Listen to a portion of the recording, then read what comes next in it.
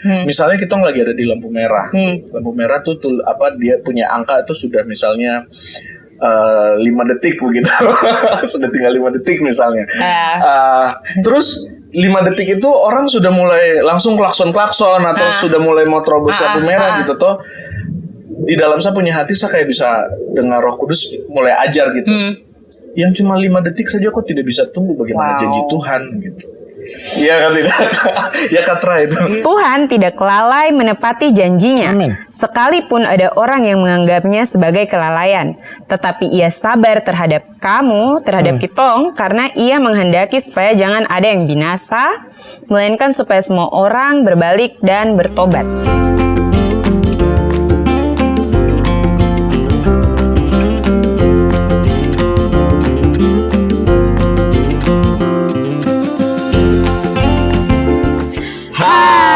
Ketemu lagi di Tongpu Pondok Podcast. Lepas nafas, Tarik nafas, buka mata. Masih bersama dengan saya Juri Fakdawer dan saya Putri Tesalonika Yegrim. Putri, hari ini kita akan ada satu pembahasan yang mungkin di luar fikri, di luar nurul, di luar nalar. Ya, di luar yang tidak masuk akal. Apa tuh kira-kira?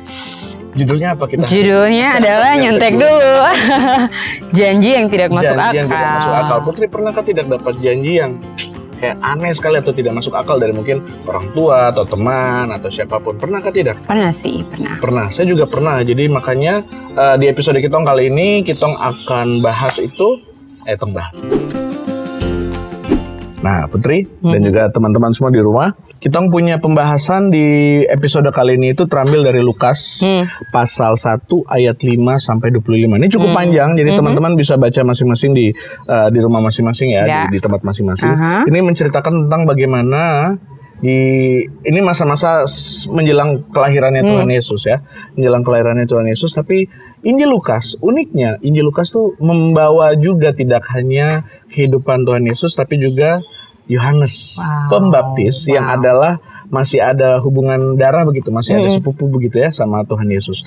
Nah, di sepanjang bulan Desember ini kita punya tema adalah palungan yang penuh pengharapan. Dan di sini ada beberapa poin, ada sekitar 6 poin yang akan kita bahas, tapi kita akan fokus di hidup Zakaria dan Elizabeth.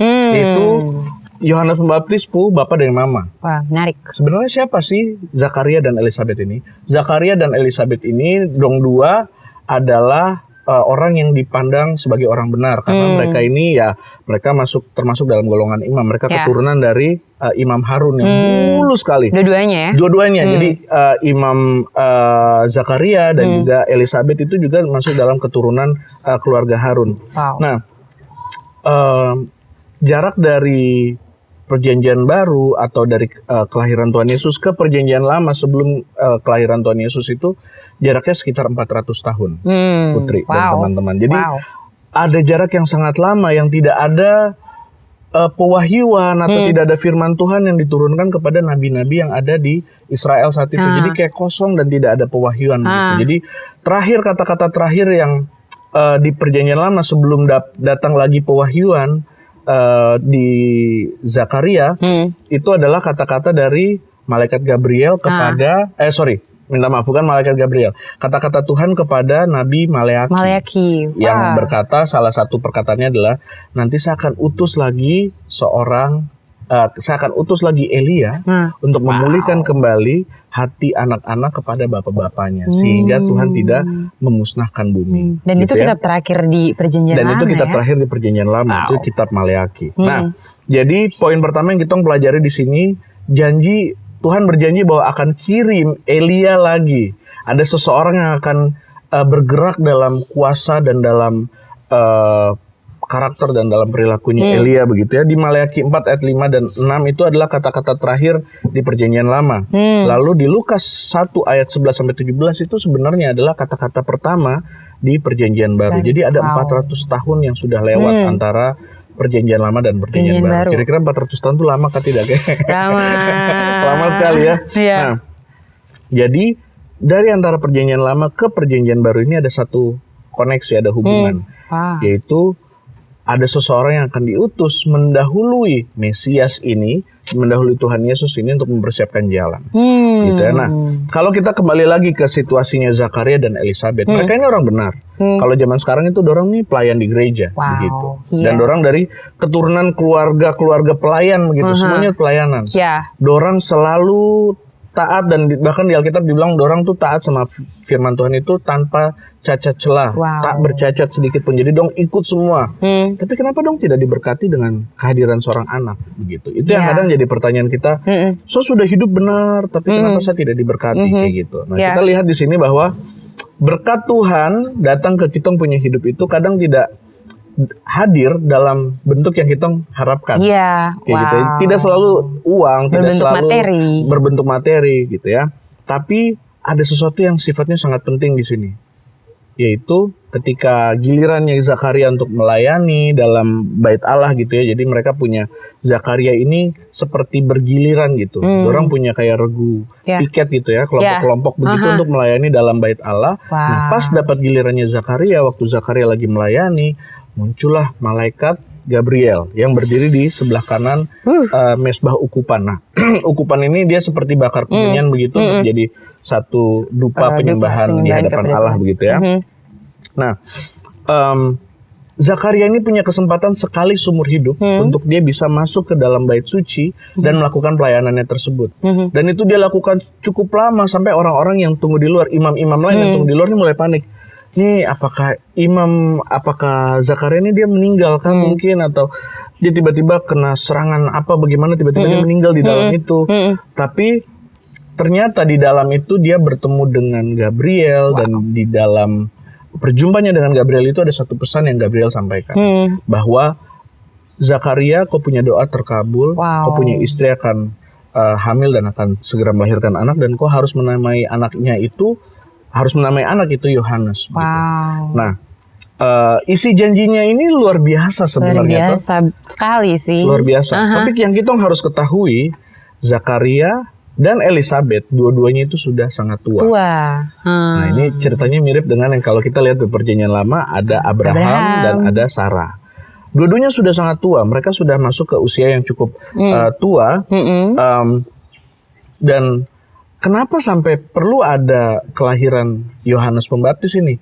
Ternyata itu hubungannya ke Maleaki yang tadi yang saya sudah sebutkan di sebelumnya. Penggenapan. Yohanes Pembaptis ini, Yohanes ini hadir untuk mempersiapkan jalan bagi Mesias. Dan malaikat ini juga spesifik teman-teman dan juga Putri. Malaikat ini spesifik menggambarkan seperti apa nih kepribadian dari si Yohanes Pembaptis ini. Nanti dia akan besar di hadapan Tuhan, dia tidak akan minum alkohol, tidak akan minum mabuk, dan dia akan penuh dengan Roh Kudus bahkan dari kandungan mamanya. Nah, terus dia akan melayaninya tuh seperti cara apa? Dia akan membuat banyak orang berbalik sama Tuhan. Dia akan berjalan mendahului Tuhan dan mempersiapkan jalan bagi Mesias, bagi Tuhan Yesus. Dan dia akan berjalan dalam roh dan kuasanya Elia. Kalau kita membaca lagi ke Perjanjian Lama, Elia itu pribadi yang sangat berani dan dia dijuluki sebagai nabi api. Dia menurunkan api dari langit membunuh berapa 450 nabi Baal begitu ya.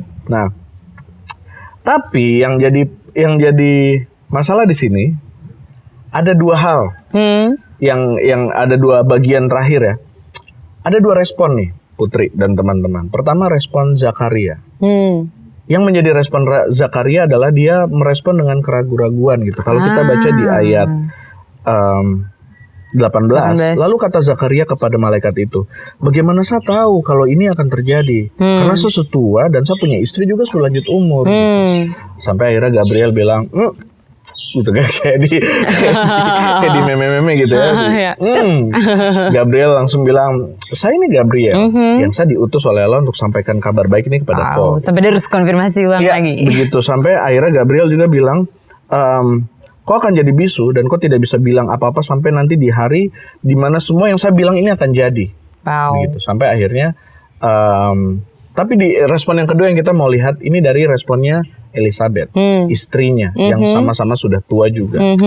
Elisabeth punya respon tuh seperti apa? Inilah suatu perbuatan Tuhan bagiku dan sekarang ia berkenan menghapuskan aibku di depan orang. Kayak gitu. Jadi dia menerima janji itu, seberapapun itu mustahil bagi dia punya logika, bagi dia punya pikiran ini sangat tidak mungkin sekali. Bagaimana mungkin saya sudah tua, saya punya suami juga sudah tua, tapi bagaimana ini bisa terjadi? Tapi dia terima. Dan akhirnya itu terjadi dalam hidupnya dia. Dan kalau kita baca di beberapa ayat-ayat berikutnya, Zakaria punya mulut tuh akhirnya terbuka.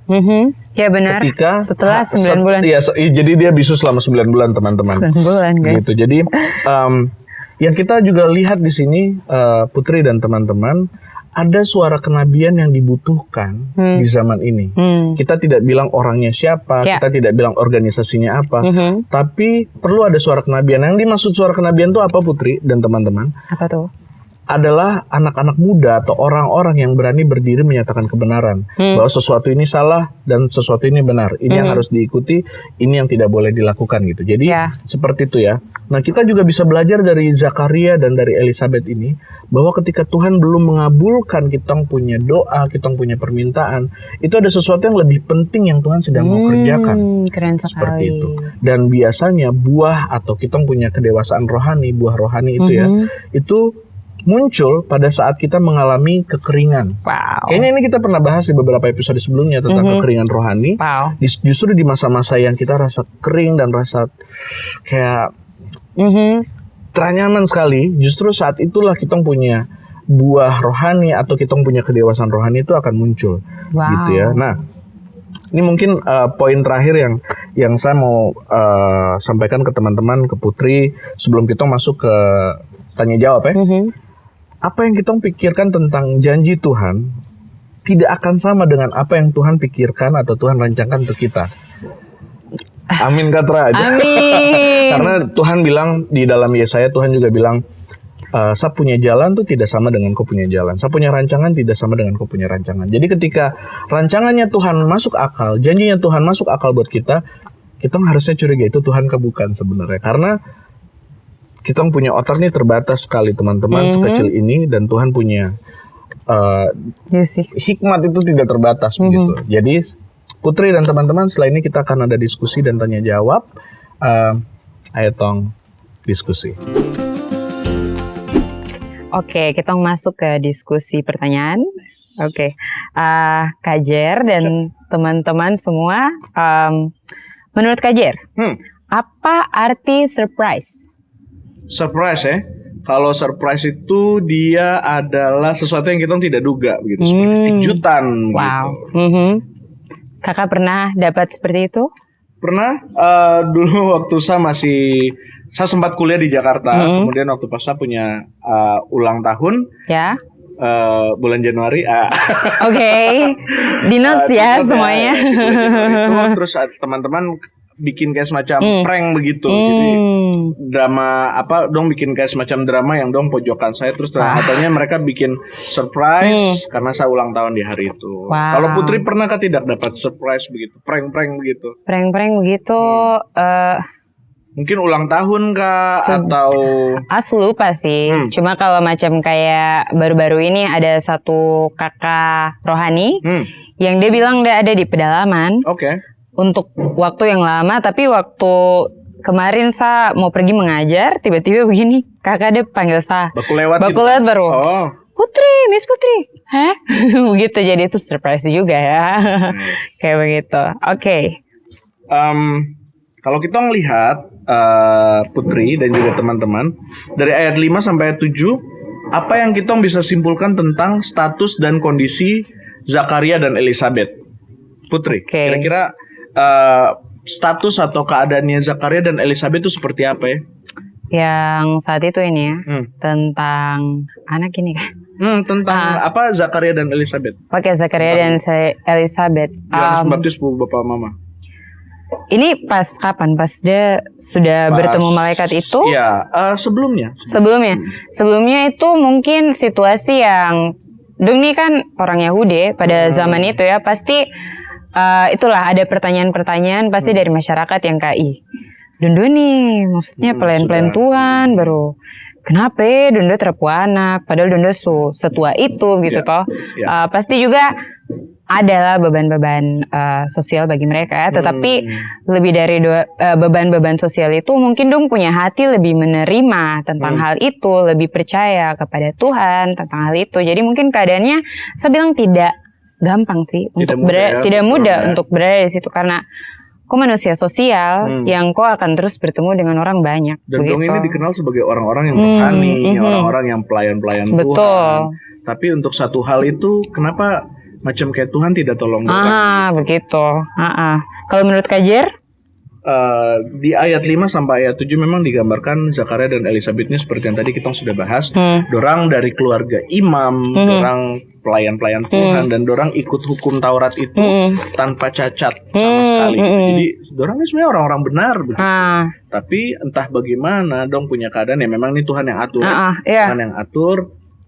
Dorang belum punya anak sampai punya usia yang tua itu.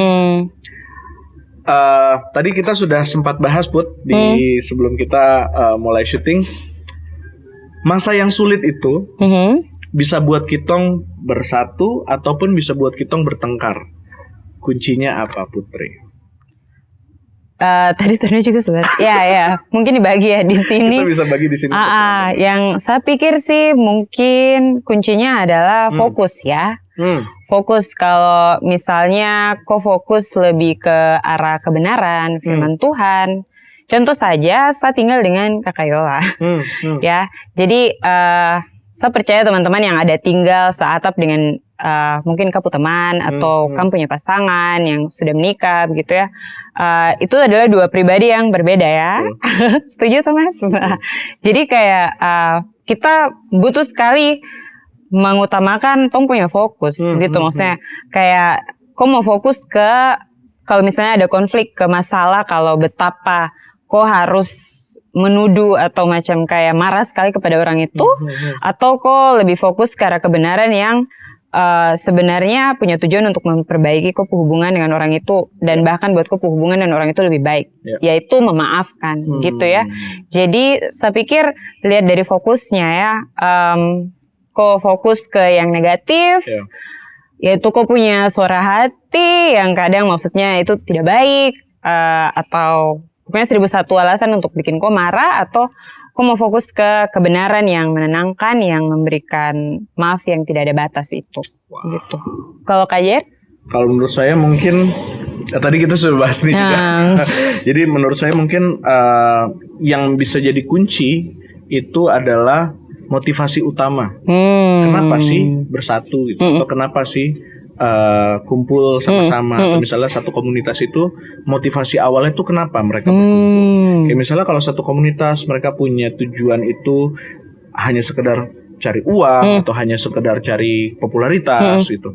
Satu kali ada masalah, itu pasti langsung dong telamburan gitu, langsung berhamburan kemana-mana gitu. Tapi ketika memang motivasi awalnya adalah untuk memuliakan Tuhan, motivasi utamanya adalah untuk menolong sesama. Ketika ada masalah, ada krisis yang datang terjadi, itu justru akan makin mempererat dan memperkuat mereka. Masalah pasti akan datang ke kita semua manusia lah gitu. Tidak ada manusia yang lepas dari yang namanya masalah. Tapi tadi saya juga ngobrol sama Putri sebelum kita mulai syuting. Air panas yang sama itu bisa bikin kentang yang tadinya keras jadi lembek, tapi juga bisa bikin telur yang tadinya cair jadi mengeras begitu. Jadi padat. Tergantung ya, jadi padat. Tergantung bagaimana kita merespon terhadap masalah tersebut. Betul. Gitu. Jadi masalah pasti datang, cuma bagaimana kita menanggapi masalah tersebut. Putri, kita masuk ke pertanyaan-pertanyaan berikutnya Putri. Oke. Put, menurut Putri satu perjumpaan ilahi itu harus seperti apa Put? Dia kelihatannya seperti apa? Apakah harus ada tanda supranatural seperti tiba-tiba ada malaikat yang datang? Aduh, kena maaf. Tiba-tiba ada malaikat yang datang. Kira-kira gimana Put? Kalau apa tuh perjumpaan ilahi itu kayak gimana? Ini kan bisa dari berbagai sumber ya. Sisi juga mungkin. Ya betul. Kalau sumbernya satu dari Tuhan. Tentu saja, iya benar. Ya, sumbernya satu sumbernya Tuhan. Satu dari Tuhan. Oke. Jadi yang saya sering dengar adalah ada yang terkadang macam kayak dia ikut Yesus pertama kali itu dia selalu cerita kalau itu karena dia dapat mimpi. Vision. Iya, mimpi begitu. Kayak contoh sapu mama gitu. Tetapi itu memang dari awal sudah ada pertanyaan dari awal toh sampai kayak akhirnya minta Tuhan untuk kasih tanda. Akhirnya Tuhan kasih tanda. Tuhan, kalau kau memang benar-benar Tuhan. Kalau memang kau Tuhan. Kalau benar Yesus kau memang Tuhan. Kau adalah Yesus yang mau bayar saya punya dosa semua, itu tunjukkanlah dirimu gitu, dan itu ditunjukkan di dalam mimpi gitu ya. Wow.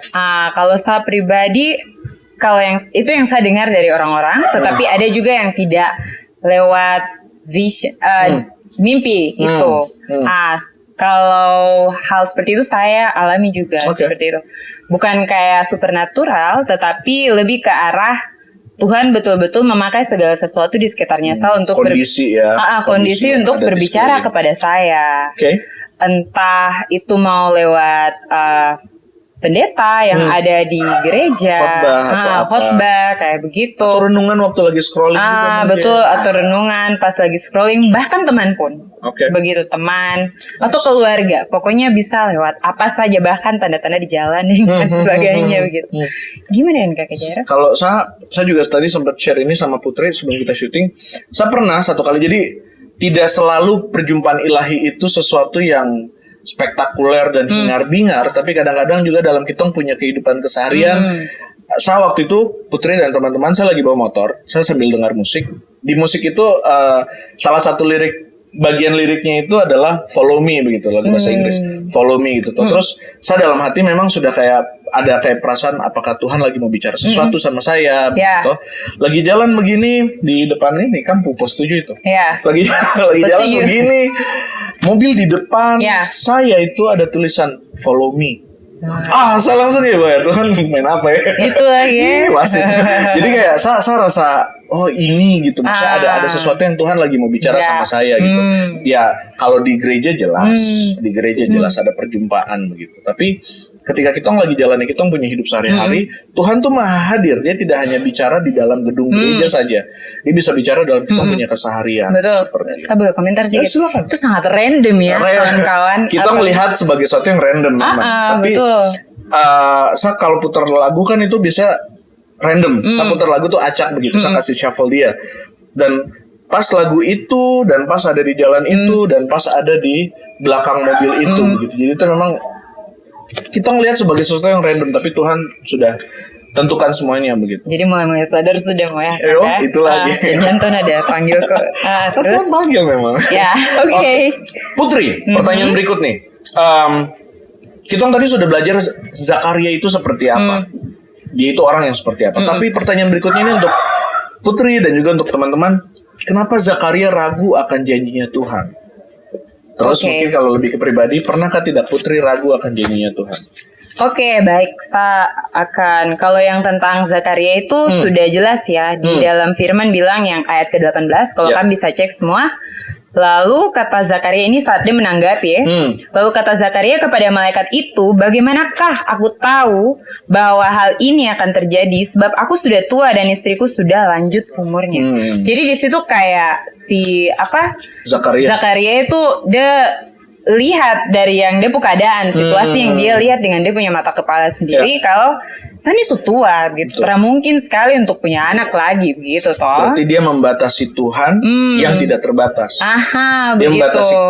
Dia membatasi ketidakterbatasan Tuhan dalam keterbatasannya dia sendiri. Ya, betul sekali. Saya pribadi kalau untuk pengalaman hal itu, mungkin sama bapak ya yang baru-baru berpulang. Tuhan panggil. Di situ sebetulnya beberapa bulan sebelum Tuhan panggil papa itu, saya ada keraguan-raguan gitu kayak apakah saya punya papa nih akan selamat atau tidak. Entah kenapa itu kayak mengusik saya sekali tahun lalu tentang hal itu gitu. Tuh kayak Tuhan, dia selamat gak sih? Dia tahu tentangmu tapi dia selamat gak sih gitu. Sementara itu sedang terjadi, firman itu selalu berbunyi di kalau Tuhan itu tidak menghendaki semua orang untuk binasa gitu. Terus kayak aku punya Yohanes 3. Terus kayak apa lagi, keselamatan itu tidak bisa batal kah maksudnya? Gimana? Lanjutin dong ayat hafalannya. Aduh, kayak apa ya? Exegesis makanya enggak. Oke, teman-teman exegesis. Lanjut. Iya, macam kayak aku punya keselamatan itu tidak bisa dibatalkan kah kalau nggak salah. Gitu. Itu kayak sharing gitu toh. Jadi kayak saya pikir mungkinkah itu semua ternyata terjawab saat papa dipanggil gitu. Kayak saya bisa melihat bagaimana dia punya interaksi dengan banyak orang yang datang ketika hari duka itu. Bagaimana cerita orang yang saya tidak pernah dengar selama dia menjadi saya punya papa gitu toh. Dan pun ketika dia pergi itu Tuhan konfirmasi dengan banyak-banyaknya rasa damai sejahtera yang saya tidak bisa pahami dengan keluarga kami. Kayak orang berduka itu terkadang kok memang berduka, tetapi kok akan macam kadang ada yang tenggelam sekali begitu. Tetapi kami sekeluarga betul-betul diberikan pengharapan, penguatan yang kami tidak mengerti begitu. Dan bahkan pun disediakan orang-orang yang memperkuat kami karena mereka sudah mengalami itu semua. Jadi keraguan-raguan sudah pasti ya Kak. Tetapi lagi Tuhan sudah menjawab keraguan-raguan itu kalau puji Tuhannya saya tidak yang kayak Tuhan bikin Zakaria kok diam 9 bulan nih. Begitu ya, lumayan juga ya Kak. Gitu, tapi ini betul-betul Tuhan sabar sekali ya kepada kita yang meragu-ragukan dia. Dan dia jawab juga keraguan-raguan kita itu. Dia genapi juga. Bagaimana dengan Kak Jer? Cukup manusiawi ya kalau bilang pernah rasa ragu terhadap janjinya Tuhan. Mungkin ada beberapa hal dalam saya punya hidup. Mungkin saya sudah agak lupa-lupa yang mana saja. Tapi saya pernah ada di satu titik di mana saya rasa kayak ragu gitu sama kebaikan Tuhan. Tapi saya memang belajar dan saya memang terus diajar salah satu praktek yang sangat mudah lah dalam kita punya hidup sehari-hari. Misalnya kita lagi ada di lampu merah. Lampu merah tuh dia punya angka itu sudah misalnya 5 detik begitu. Sudah tinggal 5 detik misalnya. Terus 5 detik itu orang sudah mulai langsung klakson atau sudah mulai mau terobos lampu merah gitu toh. Di dalam saya punya hati saya kayak bisa dengar Roh Kudus mulai ajar gitu. Yang cuma 5 detik saja kok tidak bisa tunggu bagaimana janji Tuhan gitu. Iya kan tidak? Ya Katra itu. Jadi jangan cuma bisa komplain Tuhan punya janji ini terlalu. Ada orang yang saya kenal. Kami keluarga pernah ngomong sama dia tentang ayo kembali kepada Tuhan begini. Terus dia punya respon itu adalah Tuhan tuh terlalu lama. Biasa kerja sendiri saja. Saya usaha sendiri, saya bisa kaya sendiri. Kalau tunggu Tuhan tuh terlalu lama. Nah, ibaratnya begini, tunggu lampu merah yang cuma 5 detik saja kok tidak bisa sabar, apalagi kok mau tunggu janji Tuhan gitu dalam kau punya hidup. Jadi mungkin itu yang kita bisa kayak praktekkan dalam kita punya hidup sehari-hari bahwa butuh iman dan butuh kesabaran untuk bisa lihat apa yang ketekunan betul, untuk lihat apa yang Tuhan janjikan itu jadi dalam kita punya kehidupan. Oke, teman-teman dan Kak Jer. Oke, satu pertanyaan buat kawan-kawan dan Kak Jer. Siap.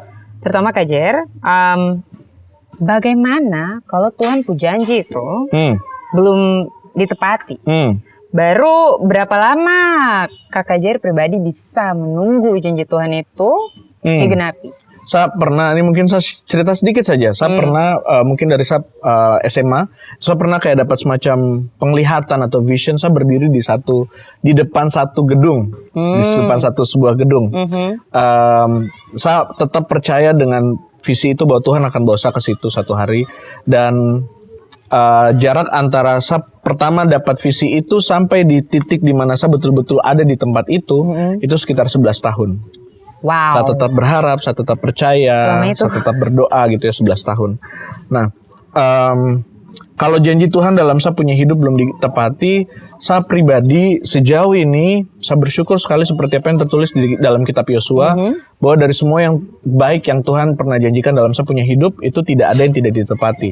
Walaupun masih ada satu memang satu hal yang saya masih harus menantikan itu ya dalam saya punya hidup, dan itu memang belum terjadi. Ada salah satu ayat yang saya terima secara pribadi sekali bahwa itu janji Tuhan dalam saya punya hidup, dan saya masih menunggu itu, saya masih menantikan itu, dan sampai hari ini itu saya masih menantikan itu, saya masih menunggu. Kalau janji Tuhan belum ditepati, belum digenapi, ya tunggu. Ada kata-kata dalam bahasa Inggris yang bilang when you're waiting, do what waiters do. Waktu kau menunggu, lakukanlah apa yang waiter dalam bahasa Inggris tuh waiter artinya pelayan. Lakukan apa yang pelayan lakukan, yaitu melayani. Jadi saya tetap melayani, saya tetap lakukan apa yang jadi saya punya bagian. Putri, bagaimana kalau janji Tuhan dalam hidup Putri ada yang belum digenapi, ada yang belum ditepati? Berapa lama kira-kira berapa lama Putri bisa tunggu? Mungkin sama seperti Kajer ya. Kalau banyak sekali kalau kita mau lihat, ambil waktu untuk betul-betul lihat apakah Tuhan sudah menggenapi janji-janjinya di dalam tempuh hidup. Sebenarnya itu kalau kau mau lihat baik-baik itu banyak yang Tuhan sudah genapi. Asalkan kau hati memang mau melihat itu toh. Kalau dari saya sih mungkin salah satunya tadi yang Papa itu Tuhan betul-betul genapi, di mana saya bisa setidaknya melihat dia di saat dia punya keadaan hidup itu dia punya hati yang percaya dan sudah terima Yesus dalam dia punya keselamatan dalam dia punya hidup, dan serasa itu sangat kuat sekali untuk untuk bisa kayak membuat pengharapan di dalam sapu hati lebih besar lagi untuk kayak kalau yang itu saya bisa digenapi, maka janji Tuhan yang lain juga pasti akan digenapi, dan itu juga membentuk pada pemikiran sekarang yang kayak sampai kapan saya menunggu janji Tuhan ya, selama saya punya hidup. Selama hidup ya? Selama saya punya hidup, selama yaitu waktunya Tuhan. Selama ku hidup bagimu. Gitu. Oke. Ini kita tiba ke pertanyaan terakhir nih, Putri dan teman-teman. Kira-kira menurut Putri, apakah ada hubungan antara berjalan dalam ketaatan kepada Tuhan dan pengenapan janji dari Tuhan? Kayaknya ini bersangkutan sekali sama yang barusan Putri share. Apakah ada hubungan antara berjalan dalam ketaatan? Ada ya. Dengan pengenapan janji dari Tuhan. Dengan pengenapan janji dari Tuhan. Menurut saya sangat ada. Karena ketika kau taat, seperti Elisabeth dan Zakaria, dan dia sangat taat, sangat hidup benar dalam Tuhan, itu kayak mempersiapkan kau. Saya percaya apa yang Tong alami sekarang ini, apa yang Zakaria dengan Elisabeth alami saat itu sebelum dong punya anak Yohanes ini, itu tuh mempersiapkan dorang untuk ketika dong punya anak itu. Ketika nanti dong akan membesarkan Yohanes ini, karena ini bukan anak main-main ini. Betul. Dari kandungannya Elisabeth, Tuhan menyatakan bahwa dia sudah dipenuhi dengan Roh Kudus. Begitu, dan kayak kadang kalau kita dengar seseorang yang kayak bagi kita di mata manusia kita, dia sangat-sangat unik, sangat-sangat kayak nggak ada salahnya gitu ya. Itu kita atau dosen lah pada saat macam kita presentasi depan kita gugup gitu ya. Apalagi ini anak yang akan ku kandung baru dia sudah dinubuatkan bahwa dia akan menjadi anak yang penuh dengan Roh Kudus gitu. Jadi kayak betul-betul kita saat ini saya percaya dengan keadaan apapun sekarang kok dipersiapkan untuk sesuatu yang di depan. Untuk sesuatu yang depan yang Tuhan janjikan itu gitu. Supaya nanti ketika kok menerima janji itu dan kau menjalani janji itu, kemuliaan Tuhan akan terjadi. Bahkan di saat tong taat pun untuk menunggu janji itu, Tuhan sedang bekerja untuk orang lihat kau taat itu, bahwa kemuliaan bagi dia pun nama. Begitu. Jadi buat yang jadi seringkali jadi kitong punya kekeliruan adalah kitong berpikir bahwa yang kitong sembah ini adalah Doraemon. Bahwa dia akan kabulkan kitong punya permintaan sesuai dengan apa yang kitong mau, kapan kitong mau, dan sebagaimana yang kitong mau gitu. Padahal bukan. Ketika Tuhan kasih apa yang kitong doakan, itu karena sesuai dengan kehendaknya dia, dan ada rencananya dia juga di dalam situ. Makanya yang tadi kitong lihat bagaimana sampai Zakaria dan Elisabeth tunggu sedemikian waktu lama, anaknya itu pun nanti bukan jadi anaknya dalam tanda kutip ya, bukan jadi anak yang akan memuaskan keinginan atau ambisinya orang tua gitu. Karena Tuhan langsung pegang Yohanes, bahkan sejak Yohanes masih dalam kandungan Elisabeth pun itu sudah jadi miliknya Tuhan gitu, dipenuhi dengan Roh Kudus. Jadi kadang-kadang kita salah persepsi bahwa yang penting bagaimana caranya saya punya doa bisa terkabul. Oh mungkin saya tidak makan atau saya puasa atau saya lakukan banyak hal supaya saya punya doa terkabul. Intinya bukan, teman-teman, inti dari kita berdoa itu bukan supaya kita punya doa dijawab atau terkabul sebagaimana yang kita mau. Karena kita tidak menyembah Doraemon, teman-teman. Kita menyembah Tuhan yang punya kekuasaan, yang punya kedaulatan. Dia tuh raja. Jadi kita harus tahu di sini siapa yang Tuhan dan siapa yang hamba begitu. Betul. Dia Tuhan, dia punya kehendak, dia punya kedaulatan gitu. Jadi ya ini mengajari saya sih untuk ketika saya minta sesuatu ke Tuhan dan Tuhan jawab tidak, berarti ada kehendak Tuhan yang lebih baik. Ketika Tuhan suruh tunggu, berarti saya sedang Tuhan mau tumbuhkan kesabaran dan pengendalian diri. Malah berarti mungkin kita belum mendapatkan jawaban itu, tetapi malah ketaatan itu mengubah kita. Betul. Iya, toh, mengubah kita membentuk menjadi kita makin lebih serupa dengan Kristus. Ya. Dan juga janji dari Tuhan itu seberapapun tidak masuk akalnya dan seberapapun lamanya, tapi waktu kita mau tunggu, betul-betul tunggu dan bersabar, itu akan berbuahkan sesuatu yang manis. Mungkin bukan bagi kita, tapi bagi kehendak Tuhan dan bagi kerajaannya yang mau dinyatakan di atas muka bumi. Haleluya. Nah, itu dia kita punya pembahasan di episode Pondok Podcast kali ini tentang janji yang tidak masuk akal. Kita masuk di kesimpulan. Putri, ada kesimpulan yang mau disimpulkan dari kita punya pembahasan? Oke, jadi karena nama tema hari ini adalah janji yang tidak masuk akal. Jadi menurut saya, kalau apa yang terjadi dalam kampu kehidupan sekarang ini, atau kamu dapat suatu panggilan dalam kampu hati yang berasal dari Tuhan dan itu tidak masuk akal, maka itu memang dari Tuhan. Karena kalau itu masuk akal, itu bukan dari Tuhan. Begitu. Wow.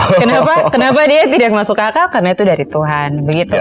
Dan ada satu hal yang saya pegang sekali untuk dapat bisa menjalani ketaatan di dalam menerima janji Tuhan itu kan bisa lihat di 2 Petrus pasal 3 ayat 9 yang bilang yang berbunyi Tuhan tidak lalai menepati janjinya. Amen. Sekalipun ada orang yang menganggapnya sebagai kelalaian, tetapi ia sabar terhadap kamu, terhadap kitong, karena ia menghendaki supaya jangan ada yang binasa, melainkan supaya semua orang berbalik dan bertobat. Ya. Begitu. Jadi dia tidak pernah menghendaki untuk tong binasa. Amen. Begitu. Jadi sekarang kalau kamu sedang mengalami sesuatu yang mungkin orang tidak bisa mengerti, kami bisa selalu komunikasikan itu dengan Tuhan dan selalu melihat itu di firman Tuhan.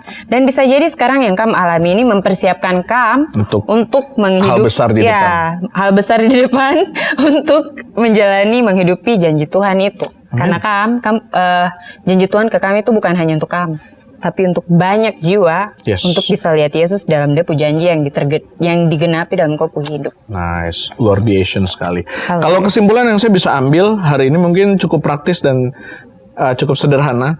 Kalau lampu merah yang 3 detik itu kamu tidak bisa tunggu, bagaimana kamu mau tunggu janji Tuhan? Begitu. Jadi itu saja kita punya kesimpulan dan kita punya pembahasan di Pondok Podcast di sore hari ini. Jangan lupa, jangan biarkan kebenaran di Pondok Podcast ini, kebenaran yang teman-teman sudah terima ini berhenti di teman-teman, tapi sebarkan di grup WhatsApp, grup sosial media, dimanapun itu, supaya makin banyak orang yang tahu kebenaran bahwa firman Tuhan mungkin tidak masuk akal, tapi janjinya ya dan amin, dan dia pasti menggenapi. Ya. Betul.